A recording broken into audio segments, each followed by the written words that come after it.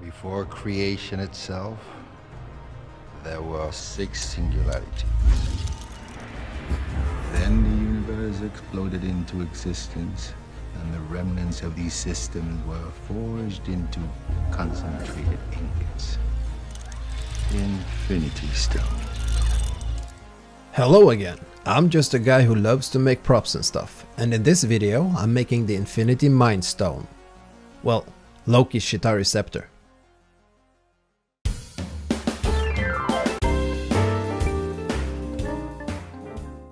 As you probably know by now, I've set myself the task of making all the Infinity Stones. Well, not just the stones, but the vessel in which the movies has portrayed them. And this next one is the yellow Mindstone, which actually appears blue when it's encapsulated in Loki's Scepter. And it's actually Loki's Chitauri Scepter, which I chose for portraying this Infinity Stone. So to start off this build, I didn't have to design anything, because I found a really good 3D file of the Scepter on Thingiverse, made by a member called GlitchTech, link in the description. So this first part of the build was pretty straightforward, mostly because of these small registration keys, which made everything just slide into place, like a big puzzle.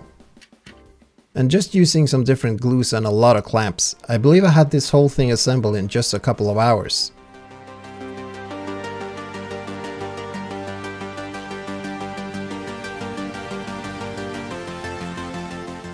And then it was time for some fast drying spot putty.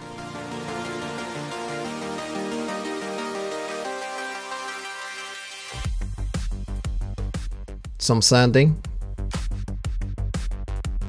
And then some more sanding.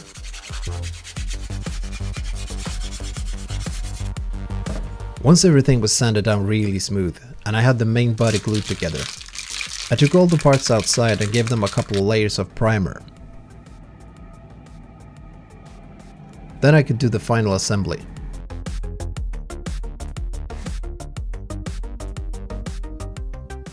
I've always loved how a prop looks when it's fully sanded and primed. It's almost like a prototype of some sorts.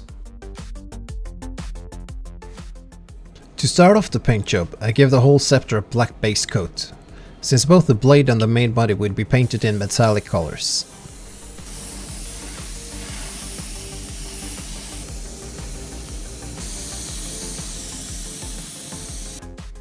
I had done the paint on some test pieces off camera, to sort of plan out how to get the look I wanted. And as a result, I wanted to do this paint job in 2 separate processes. I started with a bronze gold color I bought off eBay. This Gaia paint brand is half the price of the Tamiya paints. And I do believe this paint is actually meant for airbrushing. There's no need for using any kind of thinner.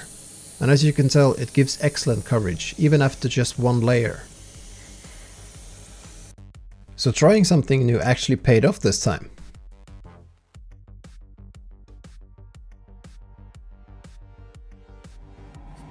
And for the blade, I decided to go with the Molotov liquid chrome paint. Now, I wanted it to look like steel and not a clean chrome finish. So logically, I should have gone with the Tamiya X11 silver. But this was only the first step of the paint job, so it doesn't really matter. Besides, I've been wanting to try out this Molotov chrome on a bigger prop for some time now. Now this has to be the best chrome finish I have ever painted. It's stupidly good. So if you're looking to put some chrome on a future prop project, the Molotov chrome is it. I know the only issue with this is how to seal it. And as you can see in the picture, the glossy varnish actually dulls it down, which is good for this project, because I'm looking for that steel base finish. I've actually got a good tip for you on how to seal this chrome without losing any of the mirror shininess, which I'll show you later on in this build. For the actual gemstone, which would be the centerpiece of this prop, I decided to make a resin cast. That meant I had to do a lot of sanding, all the way down to 1200 grit, which is the wet sanding on the last part. Whenever I can, I like to try out something new and use different techniques, which is the case with this 2-part FlexiTime Easy Putty, which I used to make a mold. It's non-toxic and dries really fast. I don't do a lot of molding and casting, so I'm sure there are easier and better ways to do this. But I'm only gonna use this mold once, so this will have to do. Then I mixed up some epoxy resin, which I colored blue before pouring it in.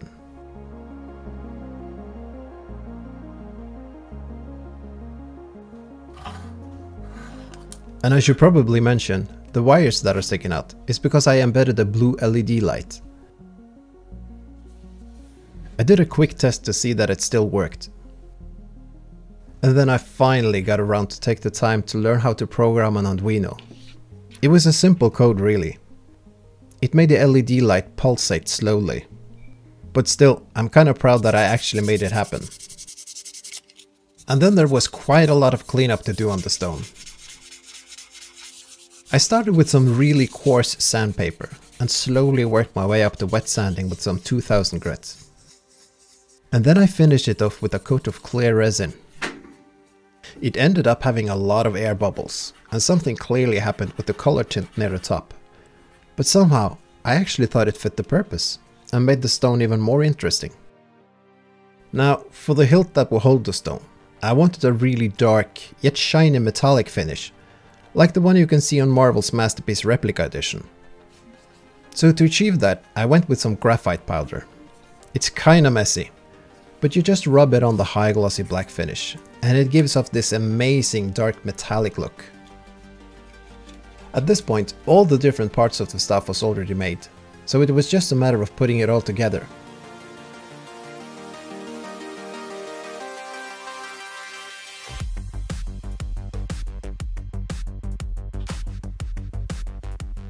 Although it's way too clean at this point, I thought the Scepter was looking really cool. So I was excited to do the second part of the paint job. But before I can do that, I have to show you the display base I was working on. Once I have looked at enough reference pictures, I usually follow up by doing a few sketches before I start the actual build. This way I can work out a lot of the problem solving beforehand, and make sure I have all the right parts and materials. And then I move on to take some measurements, and maybe even make a quick template as a reference. And by doing all this, it helps me out a lot when I start drawing it up as a 3D model. I'm still using Tinkercad for all the designs I make. And if this is something you would want to make yourself someday, maybe you could use some of these files. Anyways, I've uploaded all the files to Thingiverse. I'll put a link down to it in the description. A bit of a warning though, I'm still not the best 3D modeler, so you might have to do some adjustments here and there. Once I finish all the parts I need, I usually tape them all together, just to see that everything fits, or if there is anything I want to change in the design. Once I was pleased with how it all looked, it was time for one more round of sanding. I started to glue some of the pieces together as I went along. But at one point, as I was just about to put on a second coat of primer, I decided to reconsider some of the design. It just didn't look right. As you can see the Scepter portrayed in these scenes from the movies, I wanted something that looked like a cross between them all. So I went back and redesigned some of the parts. It's a bit of a bummer to do the work all over again, but ultimately, it usually pays off in the end. To have something to build the base from, I chose to use a wooden board which I sanded down really smooth, which I then airbrushed in the same silver color as the rest of the display. And having things gone wrong in the past, I made sure to test fit and plan out all the pieces before I used any kind of superglue. You know what I'm talking about. Sometimes I get ahead of myself and you can't undo it. And then I'm taking a note from Adam Savage when it comes to using nuts and bolts. Having it designed this way, it's easy to take it apart again for adjustments. And as an added benefit, you can adjust the height of the Scepter when it's on display. Going back to the sketches I made and looking at some reference pictures from the Marvel Masterpiece Edition, I tried to design something similar. A sort of a gadget piece that I would use to conceal the battery. It could also fit an on-off switch and a dimmer. And I made sure there was going to be an easy way to change the batteries, because I made the top half come off as a lid, and was simply going to be attached with some magnets. And of course there was going to be more sanding, but I try to use the right tools whenever I can. I just used some super glue to attach the magnets. And the lids seem to easily come on and off, so it actually worked as planned. Then it was time for some more airbrushing, before I glued all the parts together. I cut out a piece of plexiglass, which I sanded down a bit, just so that it would hide the wires and diffuse the light better. Some soldering to put in the on-off button, the dimmer, and some more LED lights. I tried out a lot of different ways to attach it to the base, but ultimately I placed it dead center. I'm a bit of a sucker for symmetry. Even before I started the build, I had decided I wanted to use some tubes to connect all the parts. Something like the scene from the very beginning of Age of Ultron. It would help pull the design together as a whole, and it's an excellent way to hide all my LED wires. I had just the right tubing left over from another project. I cut them down to a fitting length, then I glued on some different connectors I made, just to make it a bit more believable, or interesting.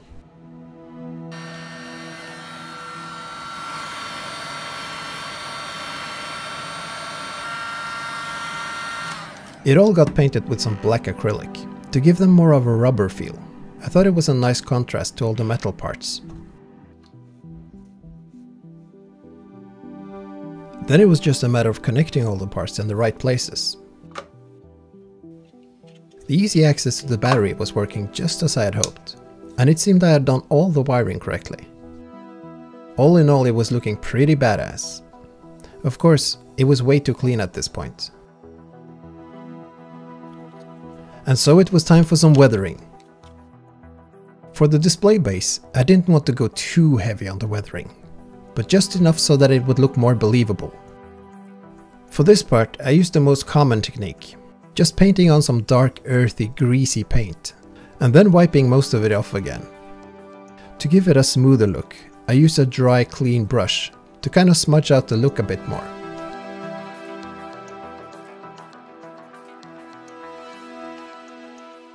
And then I repeated the process for the whole display base.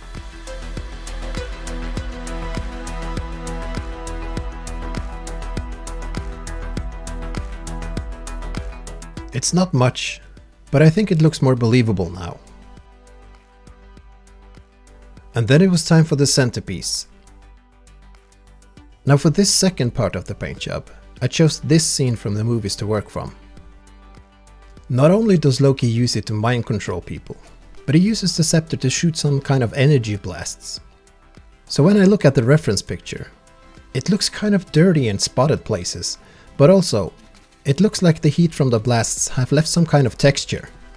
Almost like the skin of the scepter has crackled from the heat, or the power of the Infinity Stone. Or at least, that's what the geek in me imagines. And so to try and tell this story, I use a lot of different painting techniques. First off, I cover the whole scepter in some black acrylic paint, which I then repeatedly dab on with a wet cloth, to give it a spongy looking texture. And then I use my heat gun to dry out the paint quickly, before I just use my hands to kind of rub it off again. Not all of it, but only in certain places. And what I'm left with is this bubbled crackled texture, which is exactly what I'm looking for. So then I repeat this process over the whole scepter.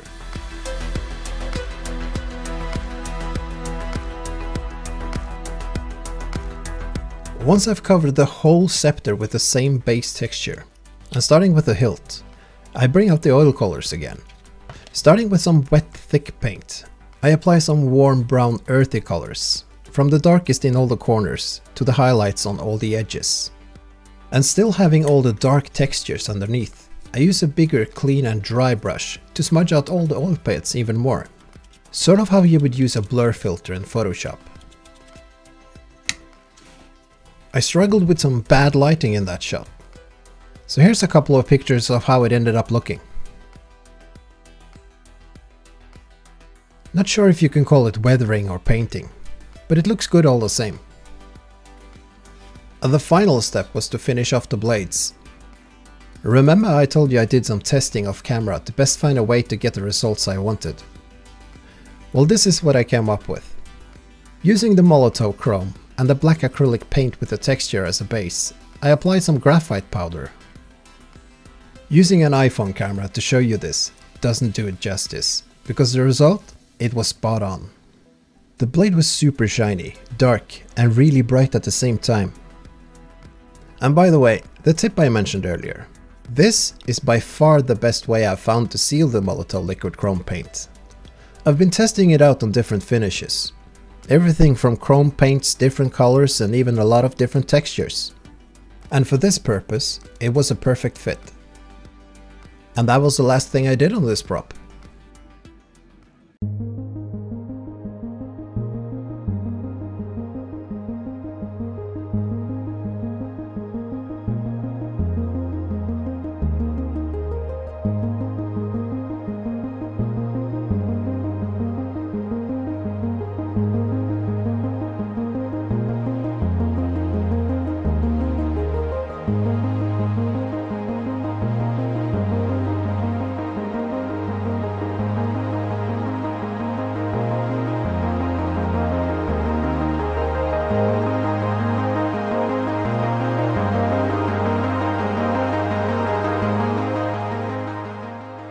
And that was it for this video build. If you like what you see here, then make sure to subscribe and hit that bell, and I will try and share my next build with you. Have a great one, and thanks for watching.